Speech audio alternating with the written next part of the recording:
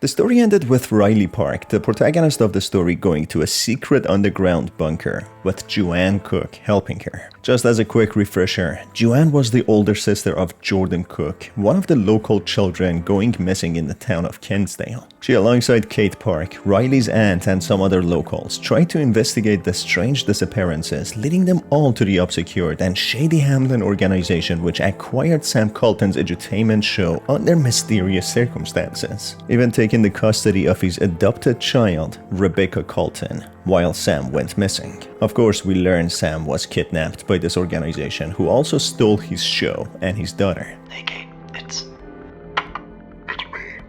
I'm going in tonight. Seems they've upped their security since my last few visits. That's a good thing though. Means we're onto something. I'll meet you at the regular spot at the regular time for the handoff. I got a good feeling about tonight. I think I'm close to something big. Alright, I'll see you in a few hours. As we start the third part of the game, we take the role of a mysterious man who is in contact with Kate, talking about a handoff, which might be the hunted videotapes. He has infiltrated into the Hamlin secret facilities, bypassing the security, but not before they notice him and go after him. As this man investigates the secret facilities, he comes across a workstation memo pinned on a pinboard, which advises the employees how to interact with different test subjects. Of course, these test subjects are the missing children whom the organization has experimented with and somehow put in the digital world of Amanda, the adventurer. The memo points out how each test subject can be controlled and how different treats can make them fold and obey the employees' commands. Soon, he finds an access keycard which opens the door to a room which unveils the horrifying truth that the missing children were kidnapped by Hamlin and transformed into different subjects, items, or beings within the animation. There are different pods containing people with a corresponding image of the thing that they are being transformed into, with shapes of trees, flowers, dogs, and other things, meaning that the moving, smiling items within the show which had eyes are all alive, being the kidnapped and trapped kids. One kid is so cooked that he has been literally transformed into a trash can in the cartoon world. That's insult on top of the injury. Either way, this man goes to the security room where the surveillance is, and he starts backing up the data and footage, seemingly to expose the organization. If you have already played the demo, you would know how this would end, with the man getting caught by the Hamlin staff just after he stashes the backed up tape in a box. We don't know what really happens to this man, but we learn it happened 10 years ago before the current events of Riley Park, being assisted by Joanne in the Kinsdale library and eventually going down a secret vault door leading her into the sewers. This is where we hear the heart-wrenching cries of Joanne, who seemingly dies a brutal and painful death under the hands of the fearsome, twisted monster. But this monster seems to be a monster version of Wooly. The sewers lead to the very same secret facilities of Hamlin that the mysterious protagonist in the intro infiltrated into. Riley is now there, getting closer to uncover the twisted secrets Hamlin has been keeping, and possibly freeing all the trapped, missing children. In the secret office of Hamlin, Riley plays a videotape where we see Amanda being sad and clearly feeling trapped. There the opossum appears again, who we establish to be most likely the trapped essence of Jordan Cook, the little brother of Joanne. He struggles to speak as if his speech has been taken away from him, but nonetheless, he managed to utter the name Joanne in the last game. This time around, he isn't frantic anymore and approaches Amanda slowly and with care, reconciling with her and Wooly, even though Wooly seems a little on edge and untrusting of the opossum. Playing another tape, Amanda has a flashback about a certain memory, a memory that she barely can recall, saying that she used to go to the amusement park with a tall man that she cannot remember. Long time ago, a tall man and a little girl went to an amusement park. He lifted the little girl onto a carousel animal and stood next to her as she went round and round. The little girl smiled and laughed. After they rode the carousel, they played games together. The man said it was funny when she stuck her tongue out to concentrate on throwing a ball to make the milk bottles fall down. Maybe she looked funny, but she still won. After that, the man told the little girl that she was tall enough to ride on the roller coaster now. At first, the little girl didn't want to go. It looked too high up and too scary. But the man told her that being scared can be fun and that we don't know what we can do until we try.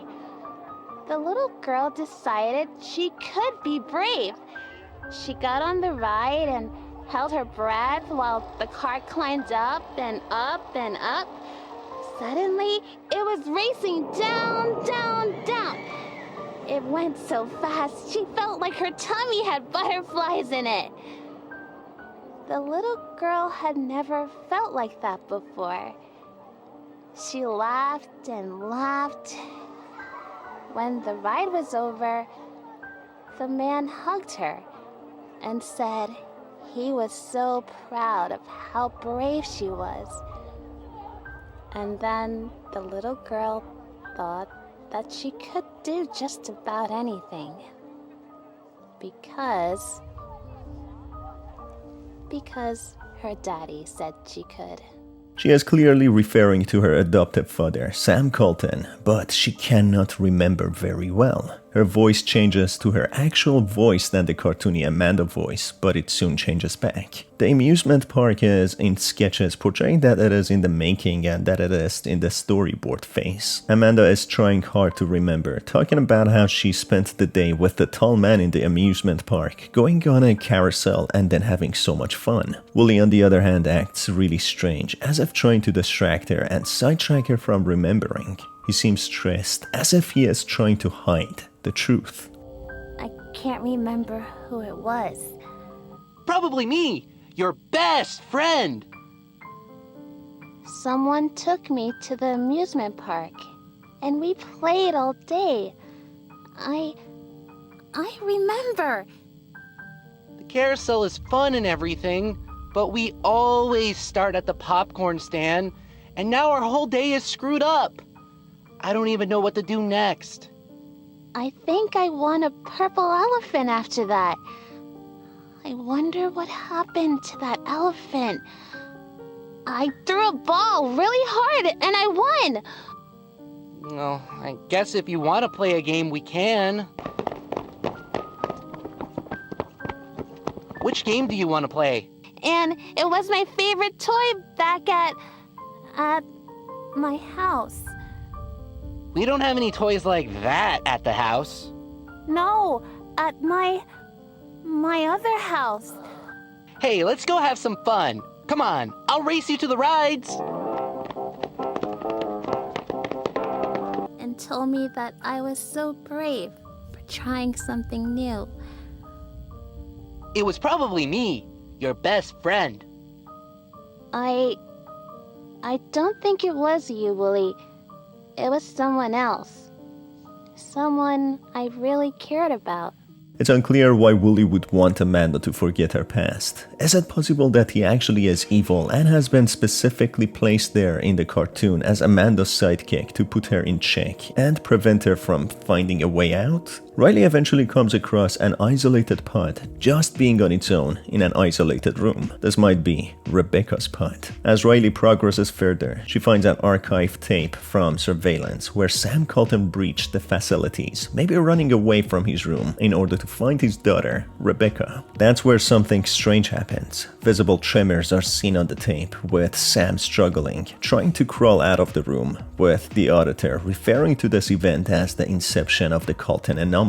It's revealed what this anomaly is. This is the moment Rebecca transformed into the monster, seemingly hurting her father unknowingly. Sam lies on the floor unconscious, while the Rebecca monster tries to run away, breaking through the suspended ceiling. The sad and shocking truth is revealed. Sam unfortunately lost his life, all in effort of finding his daughter and trying to help her to escape. But that only ended up with him dying under the hands of his own daughter. Also, it's revealed that Hamlin didn't intentionally experiment to transform Rebecca into a monster, but instead, it was actually an anomaly, accidental, something they didn't expect and something they don't have much information about to guess how it occurred. In a following tape, we see the opossum trying to utter his own name, barely managing to say Jordan, yet it is not very comprehensible. So instead, Amanda refers to him as Chicken Scratch. Unfortunately for the opossum, or Jordan, as he has joined the duo, he is to suffer just like them, being forced to eat so much food for the sake of content, and when refusing to do so, he gets confronted with a horrible alternative where he would be rotting and dead.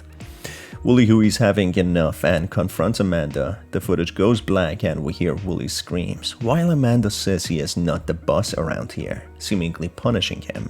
You're not the boss around here.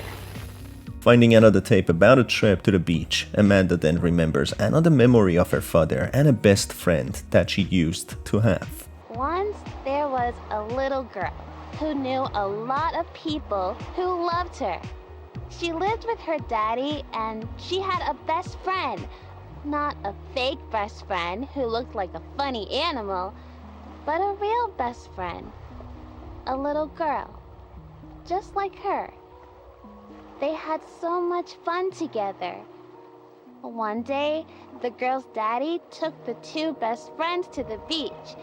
They wore matching bathing suits and shared a pineapple smoothie, and it was tangy and tasted like sunshine. They bought matching sunglasses on the boardwalk and put them on and ran down to the water. They jumped into the waves and looked for seashells. A little crab walked across their toes, and the little girl and her friend laughed at his funny little walk. They walked like crabs all the way back up to their beach towel. It was one of the best days of the little girl's life. Later on, finding a tape recording a part of the news, we learned that Amanda the Adventurer show was cancelled just 3 years after being acquired by Hamlin. We also get a timeline that the show was sold to Hamlin in 2002, meaning that the news we are watching was recorded in 2005. Riley tracing the tracks of the mysterious man in the intro, she comes across the many pods and eventually gets to the monitoring security room. There, she plays a tape where Wooly in secret, in a menacing way, confronts Riley and tells her that she cannot change anything. And let's go! I know what you've been doing out there. And it's not going so... Lily, let's play! You can't change anything. Coming, Amanda! This proves Wooly's involvement with Hamlin and his potential evil nature. Just where the mysterious man's journey comes to an end, Riley is trapped with the security lockdown being activated. Behind a closed door, the monster is trying to break in to harm Riley. Meanwhile, playing the scavenger hunt tape, the opossum seems really scared and stressed, while also the items just as the house, the stray dog, the trash bin, and others seem really scared as well. All of a sudden, the opossum runs towards the screen and tries to utter for help, but he slowly collapses and seemingly loses his life.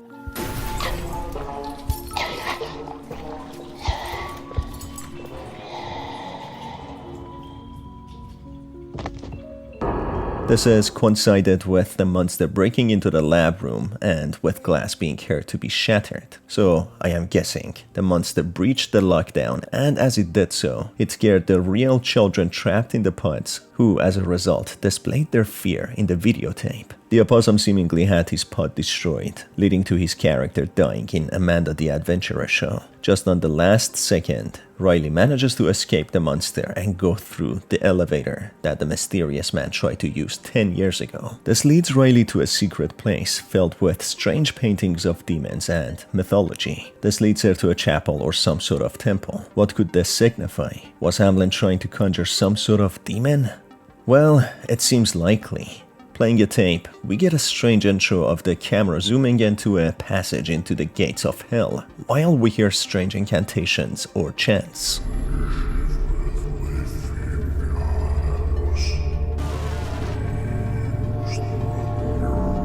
The This passageway then leads to the digital realm, with Amanda and Wooly being back in another scenario. This time around, all the other items who used to be alive are absolutely dead. The wardrobe and the dresser have dead white eyes, which clearly shows that all the pods were seemingly destroyed by the monster, leading to the death of the children and equally their corresponding characters in the show. That includes poor Jordan. We then get a scientist's log, reporting on efforts to contain and train the monster version of Rebecca, who they refer to as Colton Anomaly. They start a project that they label as Shepherd, noticing that the monster is weirdly attached to destroying the tapes in relation to the show and Colton. We then find a tape of a job interview with someone called Marcus Mootman, someone who himself confesses to be very eager to please, desperately trying anything to get the job, someone who is shy and insecure. Could it be possible that this person is Wooly? Either way, Riley manages to open the room in the chapel, which unveils a recording in the intercom, talking about how they use children and offer them to the darkness so that their unspoiled imagination can be exploited. In return, the people who commit such rituals will be rejoiced in the dark world. So it becomes clear that the people of Hamlin are part of a demonic cult, where they use children in strange and twisted ways to get to their goal. This is in line with many theories I had in the past and the videos I made about the demonic names chanted, forcing Rebecca to even recite them. Eventually, finding all the necessary tapes, Riley manages to get to Rebecca's pod, finally releasing her from her torment and imprisonment, who is now much older since many years have passed from the time that she was kidnapped and experimented on. She then comes face to face with her anomaly, the monster that hunted the protagonist, where she has a face-off, also freeing the animated version of herself, Amanda, who gives a simple sigh of relief that she is finally freed from her digital prison.